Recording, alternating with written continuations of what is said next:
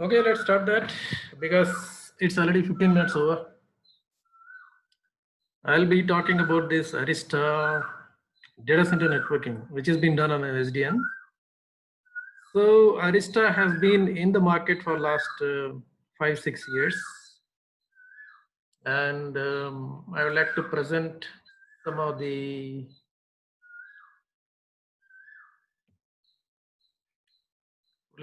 this presentation today. So Arista, we are talking about that software-driven cloud networking. Arista has been there for last 10 years, I guess so, and it's a very good competitor for Cisco and Juniper and other peoples in the software-driven market, in the cloud networking market. Cloud networking, in the sense we are talking about the data center networks. Data center networks are quite huge, and the things which are running on that, you know, I guess you can see my screen. Let me share the screen. This is the screen. Let me share it. I guess now you can see this screen. So Arista is not new, and they are good at data center markets for quite a long time, and they've been doing a good business with us. Like we've been doing a lot of projects with Arista also, and I would like to give you some kind of the introduction before going to that. So this will be the first slide. I would like to run it. Today's customers live in a cloud native world. See that we can see that there are a lot of chapters, lot of topics which has been given on the left hand side. Until 2007 and 2008 to 2018, then 2020 and beyond. You can just see this the chart which has been given on here. Application architecture was monolithic, means it was running in our own on-premises or something. And in 2008 to 2018, it was like a 3-tier. Now it is going 2020 and beyond, it will going to be the microservices. Application deployment was in a physical, and then it has been moved to the virtual, means we've been constructing all the virtual machines on this. Now from 2020 onwards, it is going to be the containers and services like that. Serverless containers and serverless OS, like that it goes on. Infrastructure architecture was doing it in the private data center. We were constructing our own data centers, and we were running all the applications on that. And we've been constructing our own infrastructure architecture on the private data centers. That's been moved to the 2008 to 2018. You can just see co-location, or it's like a SaaS, software as a service. It has been given. From 2020 onwards, it's going to be like in a cloud only. IaaS, FaaS, PaaS, SaaS, like that it's going to be. So everything is moving towards the cloud side. The development architecture is also same. 2007 beyond, before 2007 and all, it was nothing, was there, no operations as such. And in 2018 until 18, what we were doing the automations. Automations were done in the on-premises itself. Now from 2020 onwards, it is going to be the DevOps and the DevSecOps, NetOps. Everything has been given as an ops, as a suffix to that. Networking has been given as a NetOps. Security operations are called as a SecOps, and development has been taken as a DevOps. Like that it goes on. So all automations are done in the names of DevOps and NetOps and SecOps, with all the tools on the software defined on. It's all available on the software on this. Security architecture, we were using the physical firewall until 2007, and between the 2008 to 18, we were using the micro-segmentations. Means we've been doing something on the data center side and the on-prem side like that. Now it's going to be on any segmentations it's available. So cloud networking, cloud native networking requires 5 A's: available, agile, automated, analytics, and API-driven infrastructure. And Arista is providing all these things, because I'm just taking the presentation is based on Arista. And I would like to tell you something about Arista. Arista actually been formed by the person who was working in Cisco for quite a long time. And she came out and started the company called Arista with some other people on that. And that is a small brief history about Arista. And how Arista is doing the software driven cloud networking, in the sense legacy networking, we see that it doesn't scale as such, means we will not be able to build it so heavily. And if you would like to upgrade it, in the sense it will be heavy cost involved in that. And susceptible to the outage. Definitely, it's an on-premises or data centers, everything is prone to the outages as well. And if you'd like to construct something on, like, as a backup or something like that, you may have to spend a lot of money in doing the outages to come out of the outages, something like that. And it is expensive, definitely. If you are building your own data center systems, it will be much expensive only. And minimum, one more person is joining. Okay. And minimal API usage. API means application programming interface. That is being done by all the development peoples. And even everyone we started using the APIs nowadays. So we will discuss that later. Then manual management. Definitely it is a manual management only, because we've been involving the people 3 shifts. And every shift there will be around 10 to 15 persons will be sitting on there, and they will be maintaining all these things. So manual management was there. Then again a proprietary lock-in. Again, that's like a legacy networking, in the sense it's every other company will be coming with their own standards on that, and all the things has to be done on their own vision. Lessons like all the commands has to be done on their own platform specific commands. Like just Cisco has got its own commands, Juniper has got its own commands, like that many other commands are there. So we need to learn all the commands. There is nothing but the proprietary lock-in. Means like control plane is being completely controlled by the company. Blocked proprietary informations are inside. Still we don't get that what is in the Cisco like 1800 or 1900 boxes, like what is actually how it has been forwarding on something like that. Forwarding plane only we will know. How the data has been forwarded, we know. But what is the ASIC infrastructure which is inside? Application specific, integrated circuit. What does it have inside that which we don't know, because that is mostly of proprietary information. So now we come to the cloud networking that has been discussed in the last 3-4 years. Since the AWS and Azure and Google Cloud and CenturyLink Cloud and DigitalOcean, there are many other cloud operators has come up. When the cloud networking has come up like that, so the scaling problems has been completely resolved. Scaling to the millions of the users, like, because AWS has got a network like 130, 140 countries they are spread out on this one. Everything is run on software driven only, and they've been having that their revenue has been gone up to $2 trillion. Let's count for that. And so that's why like many users can avail that services from just sitting in their desktop itself. They don't need to construct anything in their on-prem or their own private data center. Something like that. We can avail the services from directly from the data center, which has been given by the Amazon or Microsoft or Google Cloud or something. Susceptible to the outage, resilient in the sense the model has been built so heavily, and it has got all the HA architecture has been properly built so that it will be completely resilient model. Expensive, 10 to 40% more cost effective actually. When you go for the public cloud, you will be definitely reducing the cost, because we are not investing anything on hardware or infrastructure or software or even the resources when we are hiring the people like that. So most of the near about 80% has been automated on the cloud platforms. So we don't require to have all the resources to be kept in for to build our things. So that has been completely avoidable. So we are using one more person.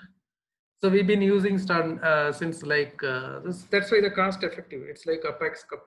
People will be talking about the program managers. CapEx means operational expenses. CapEx means capital expenses. These are all when you calculate that when you go for a cloud networking, in the sense you will be saving a lot of money, near about 40% as what they say. And minimal API usage was in the legacy. Now we are doing on a cloud networking like a programmatic API usage, because we started using the many tools, and there are very much of a customized tools are available. And it is very easy for us to learn and start working on that also. So work is being done very faster than 200% faster it has been done on the work. So manual management is not at all there. Now it is completely an automated environment. So it is an automated management. We don't require any person to go and maintain these things and all that. So most of the things are automated. So we are in a field of like automated completely. Proprietary lock-in, there is lock-in is not at all there. Everything is open now, because all the tools which are coming is like a completely open source. So we build our own tools on that with basically on this, and we know that what is actually happening on that. We know in and out of that how the packet is moving from one place to another place, like that. So mission is like deliver the best cloud networking solutions for private, public, and hybrid cloud deployments. That is what Arista is talking about. I'm talking about very much of general things. This will be applicable to any cloud, whichever you're going for legacy and cloud networking comparisons. The next slide. Arista EOS, they have got some kind of an extensible operating system. Like they copied it from the Cisco, like internet working operating system. They take it as an EOS, extensible operating system. What all things it can be doing it? We can take it out from like anti-clockwise or clockwise. What all the things are there? Let me start with some kind of all links active and active spine leaf, active spine leaf architecture. Scale out designs allow the pay as you grow model. Definitely it is applicable for any cloud. Choice of large L2 or massive L3 scale, definitely. Deep buffers for congestion management. We never see any kind of traffic is getting congested or the cloud is very much delaying or the latency has been monitored for 2 to 3 hours or something. That will not be there in any kind of a cloud. You can just see that. We are experiencing that for last 3-4 years. And hardware VXLAN gateway enables VM modular mobility, access L3 boundaries. VXLAN is nothing but virtual extensible LAN. We will see what is that. And flexible designs allow the 1 gig, 10 gig, 40 gig, and 100 gig infrastructure is there. So these are all like a very heavy costlier that we will not be able to buy the equipment to build our data centers. So we are not in a position to go for this. Now it is available at a very much affordable cost for us from the cloud. That is what been given by the Arista. And open standards for no proprietary lock. And definitely Arista doesn't promote any kind of what do you say, kind of like proprietary things are not at all there. They have some 1 or 2 technologies, but not much into like Cisco like that. They don't build anything on that. They'll just go with their open standards. Like OSPF they'll use, BGP they will use, and VXLAN they're using it, VNI they will, VTEP and all the configurations are completely open to every other brand. So that's why they talk about new racks can be deployed with zero touch. Zero touch is another thing like which automated configurations available. On Arista, you don't need to do anything. It will be zero touch provisioning is there. Through that, all the switches will be configured very easily on its own by the automated script, which can be downloaded from the centralized server. We can control that definitely. And servers can be bare metal provisioned from the network. We can do it on our own. Like we can create it our own servers here, and we can build up with the. We can hook it up with the Arista switches. Same EOS image for across all network devices. Definitely, they don't have any kind of a platform specific. They have only the image which is contains. Same image can run on any boxes, any branded. What is it? Any model numbers I'm talking about. That is possible, and same design scales up to 10 servers to the many thousands of servers. Design flexibility allows you to choose oversubscription on or non-oversubscribed designs, wire speed for intra-rack performance, MLAG. That is MLAG is a multi-chassis aggregations. We will see that has been built by Arista. It's like our Ether channel normally, which we do the port channel configurations. Active, we can keep that. Like we will be eliminating the HSRP, VRRP things. Like one can be active, other can be not active. Like, or we can go like a GLBP, like gateway load balancing protocol. And LANs enables the tracking of congestion in the real time before congestion causes performance issues. LANs means local analyzer, the local area network analyzer like that. Then the next data center interconnection, it's a DCI. There are 2 data centers, other one on the right hand side, one on the right hand side, one on the left hand side, you can see, and enabling the high availability clusters. And through the wide area network, we can able to interconnect the data centers to position services close to the users, provide storage, mirroring, replication, and backup, deliver workload mobility and VM high availability, position the services close to the servers, like enabling high availability clusters. This is normally which we go with the data center interconnections. Any company which is hiring a data center to keep their services running on that, servers running on that, in the sense they need to connect to the another data center, which may be in another country. So how to go for this connectivity in between that? The whole presentation is based on that. So data center interconnection is nothing but like DCI. Maybe like in Cisco environment, we will be using the 9000 series and 7000 series of the Nexus switches. Here we use some of the series are there, but anyway, there is a brand model numbers are a little bit different. But when we try to configure that Arista switches, you don't feel any difference that you are working on Arista, because most of the commands and most of the modes and commands and the outputs are look like exactly the Cisco way, because that lady has come from the Cisco and built their own company. So it's like more of like, it's not a copy, but they just acquired the same kind of a technology on this. The next one is Arista Cloud Network Designs, single tier spine. Spine is nothing but the backbone. Two tier spine and leaf. Spine is a backbone, leaf is a front end. You can just take it as 100 to 100,000 plus ports. So you just see the scaling, how does it go? Spine, layer 2 MLAG, layer 3 ECMP. ECMP means it's like a, what is it? It's like we are managing that things, like backend management has been done on this. ECMP, it's nothing but like a maximum path commands and all which we used to give. Like that in the L2 over L3, VXLAN, that is a very good technology which we can extend our VLAN from data center to data center. That costs like very heavily. It doesn't cost anything heavily because we can expand that same VLAN. We don't need to redesign our entire network to match with the other network or something. We can use the same IP assignment scenarios. There's so many advantages of that in VXLAN.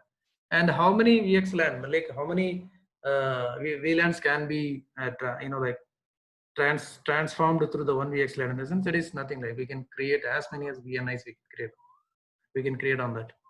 So in the spine model, we see the servers middle of the row and servers are on that.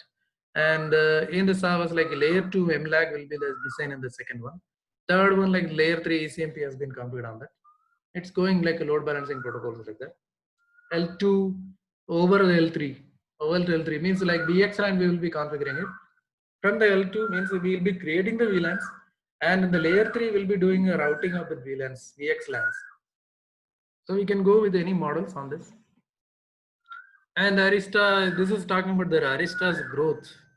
Arista's growth on last years and all like that. 2022, they've been projecting into that $30 billion. 2020, they already reached $23 billion. It is near about like, what do you say?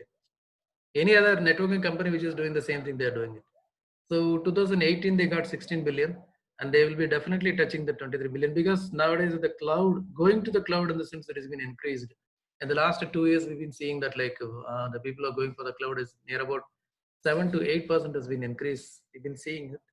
So this kind of infrastructure availabilities, infrastructure devices, which has been used inside the data centers will also be procuring will be high.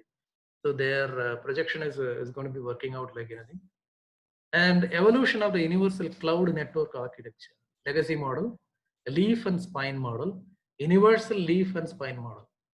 Legacy model is like the internet. There will be optical and legacy core routing will be done on that. Then we will be definitely going with the normal Cisco way of doing it, like core switching, distribution switching, access switching. These three layers has been discussed in every other Cisco architecture. This is what the legacy which we were doing until now. When we are having our resources has been put on the local data center or something like that, we are following this. Now the leaf and spine has come up. Spine and leaf model, which will be giving the resiliency as well as the heavy, high speed data transfers, and the multiple links has been given for one spine can talk to the multiple. It means whatever the leaf are there, every leaf will be having one connection to one spine. So you can just see that four spines are there. Spine is nothing but a backbone routers. Backbone routers or backbone L3 switches, I can say. In that spine, we have four spine switches are there. And in the front end, the leaf, we have 4 plus 4, 8. Every 8, out of the 8 switches, every switch has got one connection to the spine. So we have complete failover mechanisms has been built, and we will be having the heavy capacity as well as on the backbone bandwidth will be very higher.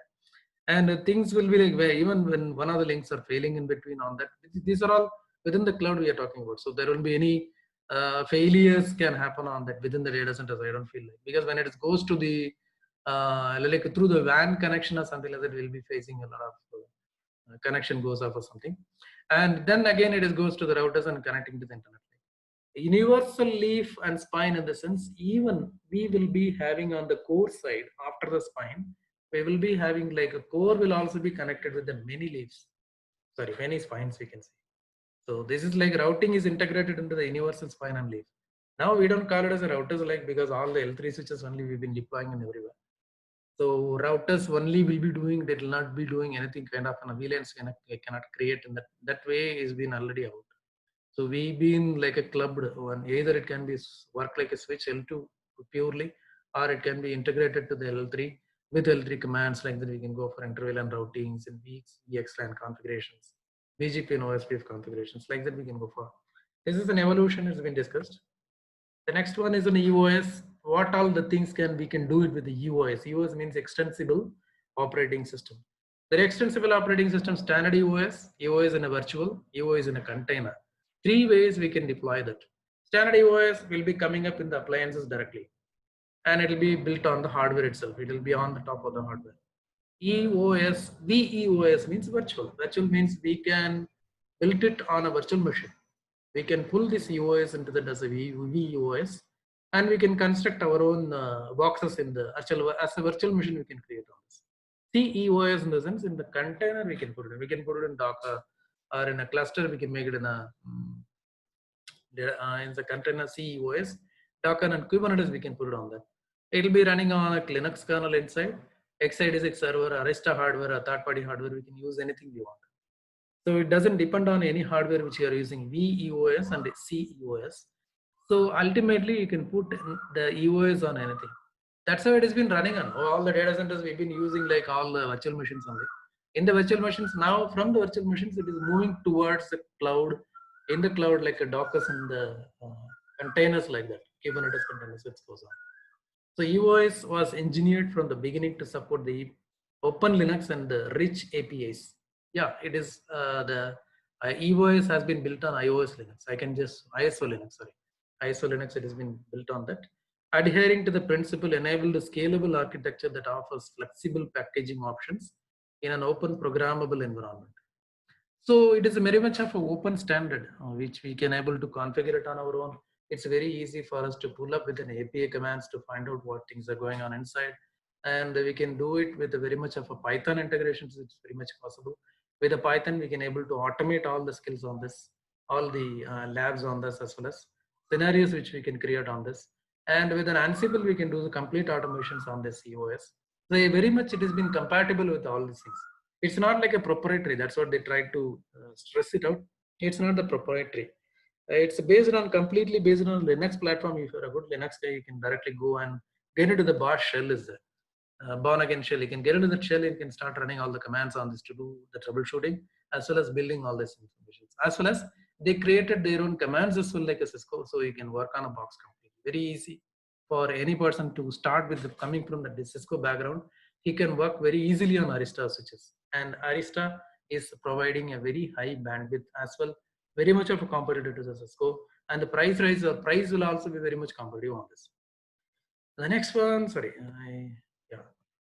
underpins a sustainable competitive advantage. Just see that cognitive cloud campus, tap aggregation, on-premises cloud data centers, data center interconnect, internet and co-locations, hybrid cloud. You can take it on VEOS on AWS, VEOS routers on GCP, VEOS routers on Azure, anywhere you can put on that. So hybrid cloud is also possible. On-prem as well as the cloud, you can have the connectivity between the EOS, it's possible.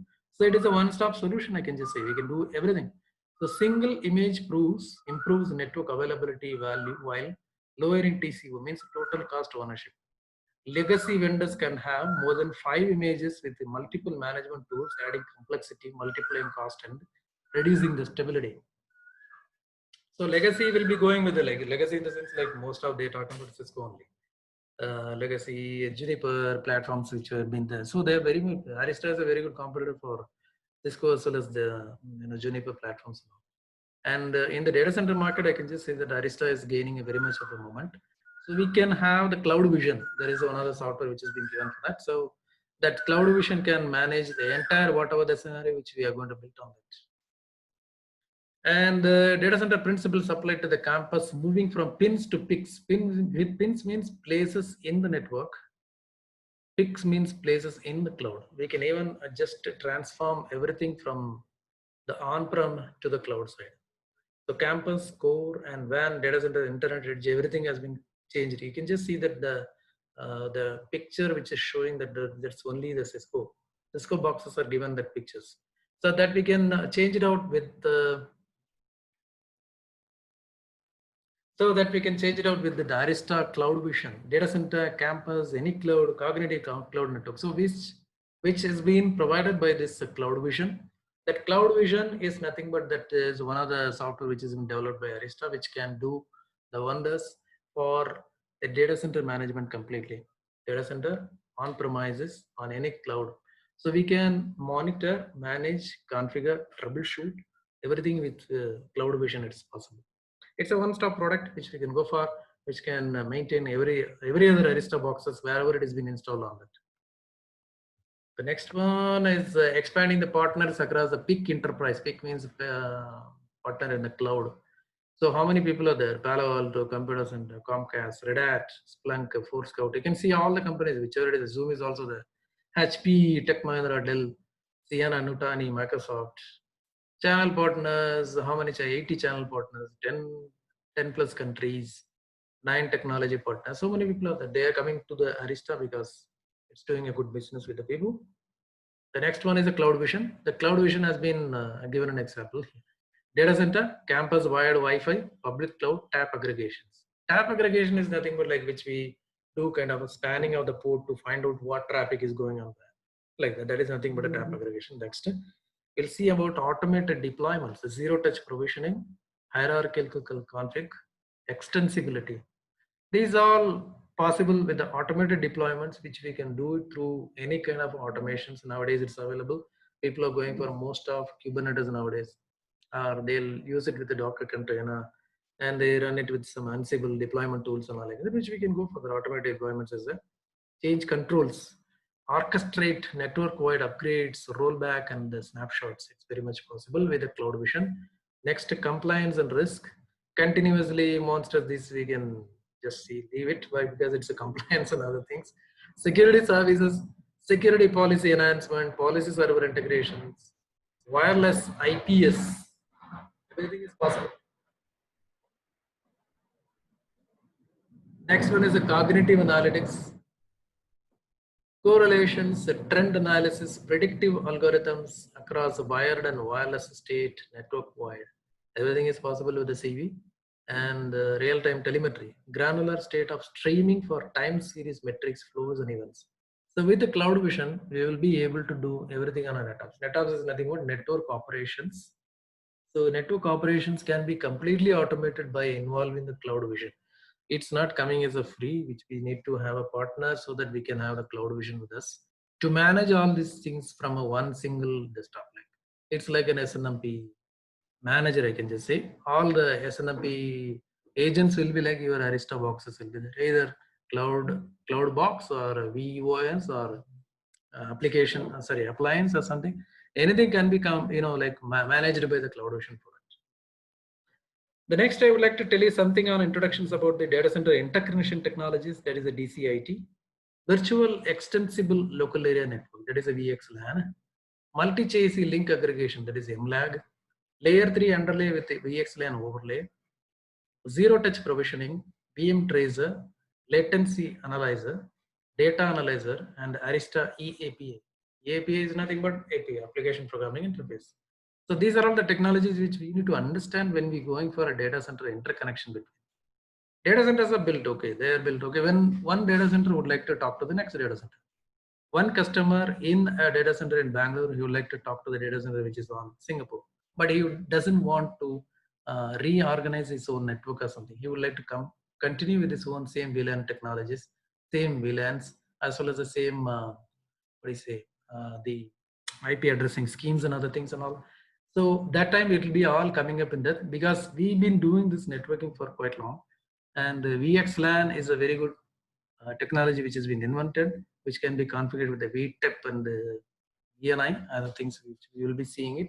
Each and everything we'll be seeing it in a little bit of briefing here. VXLAN is a multi-vendor industry supported network. This is not owned by any company. So you can even create a VXLAN in Arista box, which can talk to the Cisco box or Juniper box or even any other boxes in the market. The virtualization technology that enables much larger networks to be built at layer 2 without the inherent scale issues that underpin the large layer 2 networks. So that is like, it's like a revolution has been made on the VXLAN, which has been made, which can transfer your all VLAN packets through this VXLAN. It uses a VLAN-like encapsulation technique to encapsulate the layer 2 Ethernet frames within the IP packets at layer 3. And as such, it is categorized as an overlay network. We are going to see something about overlay and underlay, something like that. Underlays means in a plain VLAN things, and overlay is nothing but like your, this is like layer 2 is been getting encapsulated something. From a virtual machine perspective, VXLAN enables VMs to be deployed on any server in any location, regardless of the IP subnet or VLAN that the physical server resides in. This is what I was telling you. This is a very good technology where we can deploy that the server in any place, any subnet, or like any data center which we can put the same VLAN. I can map it out on the receivers also, the people who are trying to access it also. The next one is a multi-chassis link aggregation. It's like a port channel which we create, Ether channel which we create normally on Cisco switches. That is, MLAG enables the devices to be attached to a pair of Cisco Arista switches with all links running active. And it can be replaceable completely by this all redundancy protocols, VRRP, HSRP, and GLBP, which we normally configure it with the Cisco. We can replace all these things with an MLAG. MLAG eliminates the bottlenecks, provides resiliency, and enables layer 2 links to operate active without wasting 50% of the bandwidth, as is with the case of STP blocked links. So STP, a spanning tree, will not come into the picture when you are bundling this MLAG with some of the port channels when we are bundling it. So we don't be wasting our bandwidth also, as well as we will not be having like one is an active state, another one is an inactive state or something. Standby concept is not there. Here we can have everything is an active.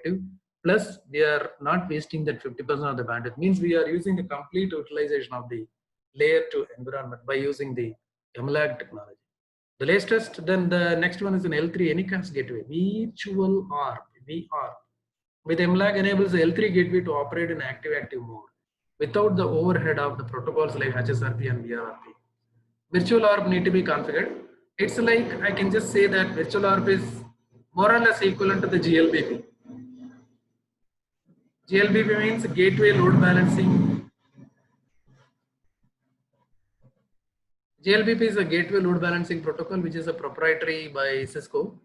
So to overcome that GLBP, we can configure the virtual ARP with the Arista boxes, which will be eliminating the need of HSRP, VRRP, and keeping one active, one inactive like that. We can just go with that.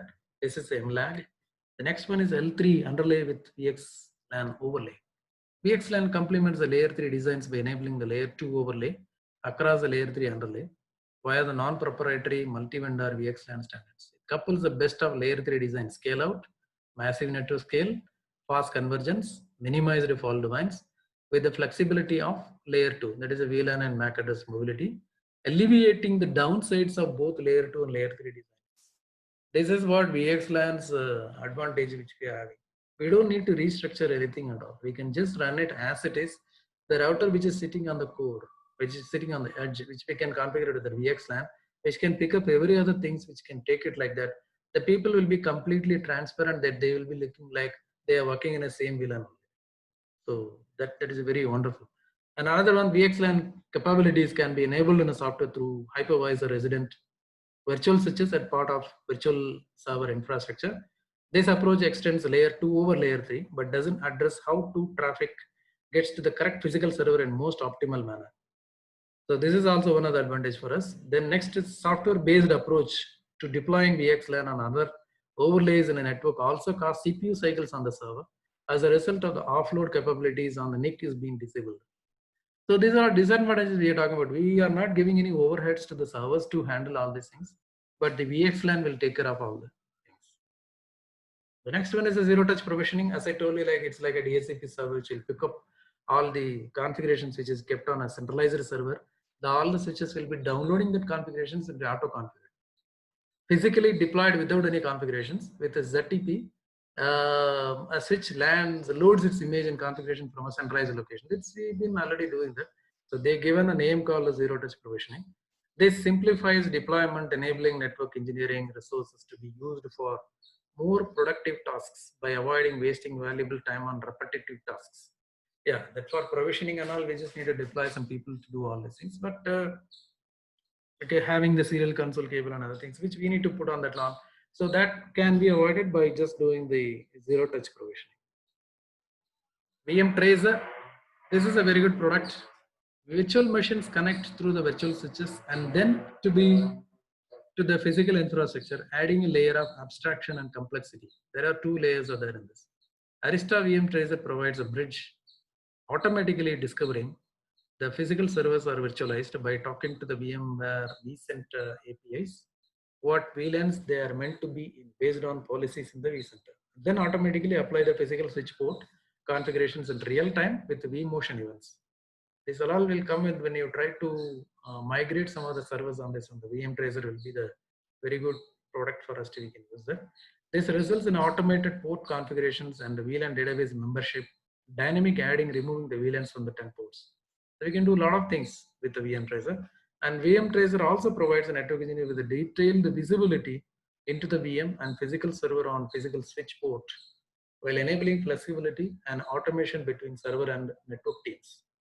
So this is going to identify where is your VM is located, in which VLAN it is there, what is the physical port is been involved, what are the vMotion, after the vMotion, what is the, which VLAN has been put on that one.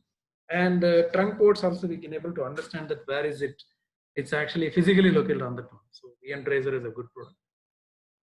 Latency analyzer. Arista latency analyzer enables the tracking of network congestion. It's nothing but like a monitoring, which we can do some interface monitoring and network congestions or network traffic congestions which are happening on that. So this can be avoided by using the local analyzer, sorry, latency analyzer. Preempt network conditions that induce latency or packet loss and adopt application behavior based on prevailing conditions. Isolate potential bottlenecks, enabling the proactive capacity planning. More person is joining. And maintain the forensic data for post-process correlation and backtesting. This is like more of like analyzing tool, which we will be used for troubleshooting of behavior.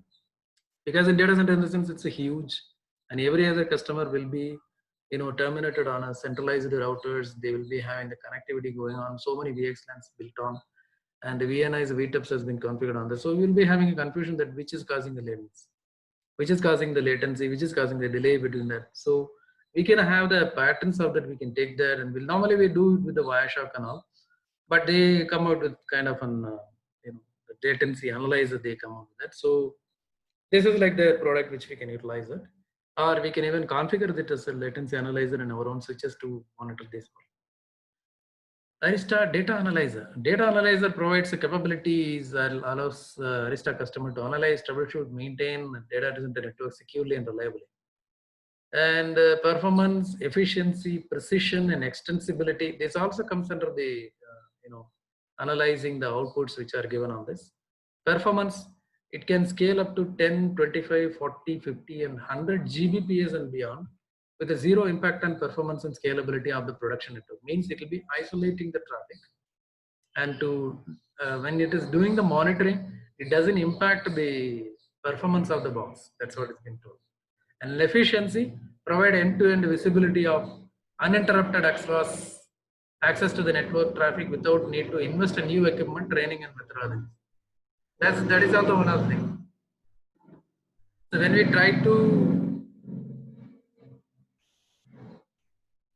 we try to analyze some other things, in the sense we may have to deploy some other tools like troubleshooting tools and other things. It's not required. We can activate the data analyzer. So without training is not required at all. Methodologies no need to be implemented. So with this data analyzer, we can directly do that. Precision, providing seamless integration of reporting and traffic capture with the right rate, inline packet timing, stamping time with the time stamping also it will do. Extensibility, unified and extensible architecture fully meshed with the operating network, cloud, and virtualization process. So these are all coming under the troubleshooting and analyzing the traffic on this. API, without API, no network engineers can be started working on data center side, because we can't go ahead with just running the commands on this. You need to learn the APIs. APIs means application programming interface. And APIs can be started with your Perl or Python APIs. We can work with that. And we will be giving some kind of an API need to be installed with an SDKs and other things, so that we can able to run the commands and we can go into the deep root of that box, and we can analyze the things of this one. So Arista is also supporting that API that is called as the EOS API, eAPI, enables applications and scripts to have complete programmatic control over the EOS with a stable and easy to use syntax. eAPI exposes all state and all configuration commands for all features on Arista such as via programmatic API. So this we need to learn, like what are the commands we are going to run on that, how to write the API scripts on this, what are the commands we are going to run on this, and how the API has been going to give the output in which platform, like what kind of what kind of an output it is going to give it like. So once eAPI is enabled, the switch accepts commands using Arista's CLI syntax and responds with a machine readable output and errors serialized in JSON. JSON means JavaScript object notification served over HTTP or HTTPS. We can get the JSON output in a HTTP format, in a HTTP page like that. We can able to get it. The next is simplicity of this protocol and the visibility of the JSON clients across all scripting languages means eAPI is a language agnostic and can be easily integrated into any existing infrastructure and workflows, and can be utilized from the scripts either on box or off box. We can even create an API, what we are going to run on that, what kind of a script we are going to run it like that. Off the box also we can run that, we can keep it ready and then we can run it on that, or on the box, means on the flow, we can run this all APIs on this.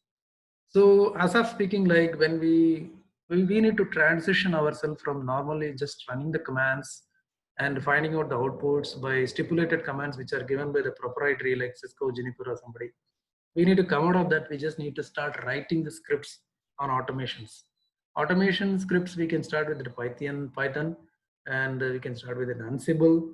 Ansible and Python is mostly nowadays used for picking up the like reports from that boxes. Python integration is possible in Cisco as well as in Juniper and other boxes as well. But Python can be used to automate the scripts as well. Like when we try to write the 10,000 boxes need to be configured immediately within 5-10 minutes, in the sense I can write the script and I can run it through the Python. So it will log into all the boxes in a fraction of time and it will run all the commands for us. And not the commands, it is running the script for us, like all the outputs can be taken out immediately on this. It's like more of an automation, because now we are going for not a box centric, we are going for like a network centric.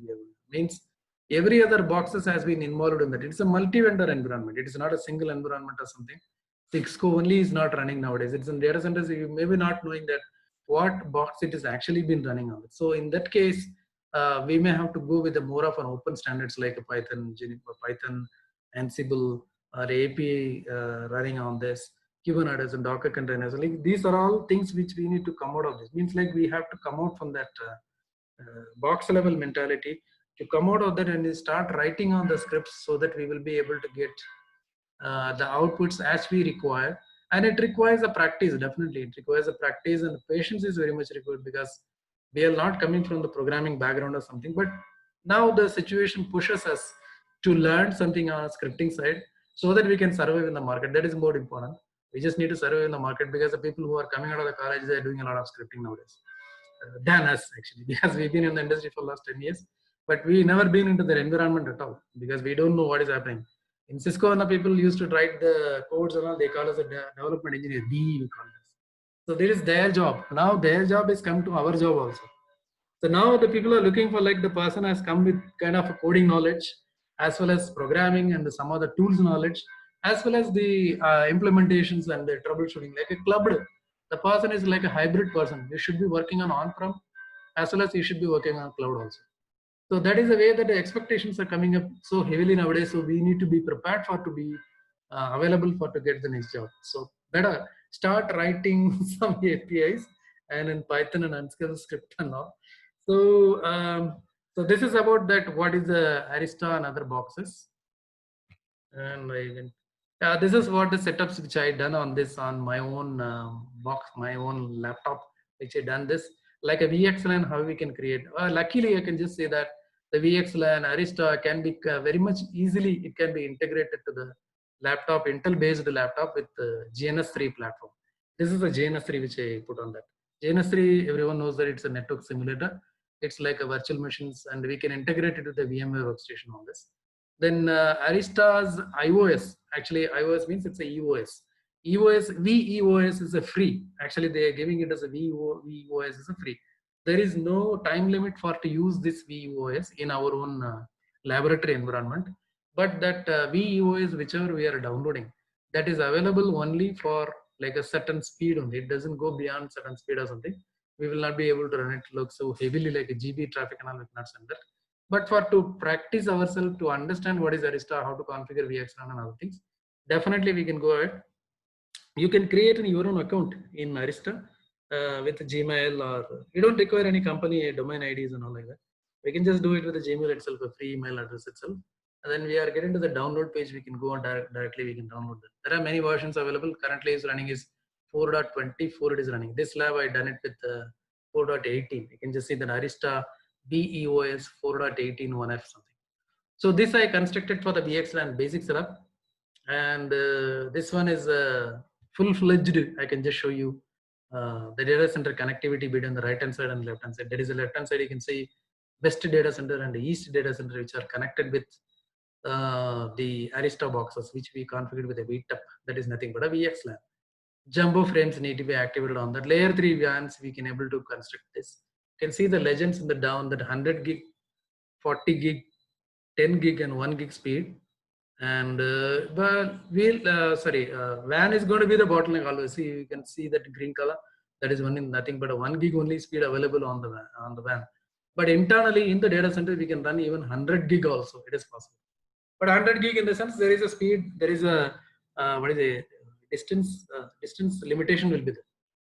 We cannot run it for kilometers or like that 100 GB. We can run it within the 25, 50 meters, 100 meters, 200 meters like that. We can run 100 gig speed. So within the data center, the speed will be very heavier. But between the data centers, the speed is going to be like a 1 gig. So this is like a normal setup how the data center interconnectivity can be done with it. The next one is like BGP and ECMP. Arista spine and leaf. This is a spine and leaf. You can take it as a spine. Spines I used with Cisco, and leaf I used with the Arista. The down it is an Arista. The three boxes are leaf 1, leaf 2, leaf 3 are Arista, and spine 1 and spine 2 is a Cisco. We can integrate that very easily. It's not possible. It's not impossible. And what we say in the leaf, we will be configuring with all VLANs and VXLANs and VTEP and VNIs, and the spines will be run with the BGP normally. So this leaf 1 and leaf 2, leaf 3 will be running the BGP neighborship with the spine 1 and spine 2, and they will be routing the packet. Spines are nothing but like just they do kind of a routing. They don't do anything much. We can even configure it with the MPLS also. That is a very high funda. You can even run the VXLANs over the MPLS traffic, MPLS cloud itself. It is possible. So that is will be like a most challenging environment for the people to work on. This is like a basic plus two, like intermediate setup. We can do it with the ECMP. It's like a more of a balancing, load balancing can be done with the ECMP commands. ECMP is available in Cisco also, BGP and other things. Next one, yeah, and moreover, Arista has got its own kind of a training as well. So they got some Arista configuration essentials training. That is Arista. There is an essential training is also available. It is 2.1, and these are all the topics which we discussed in the training part. Okay, and if you'd like to have any kind of an inquiry on this one, you can come back to me on this details which I given you. You can note it down on the screen. It has been you can see that. So this is my informations about that. So you can note it down if you want.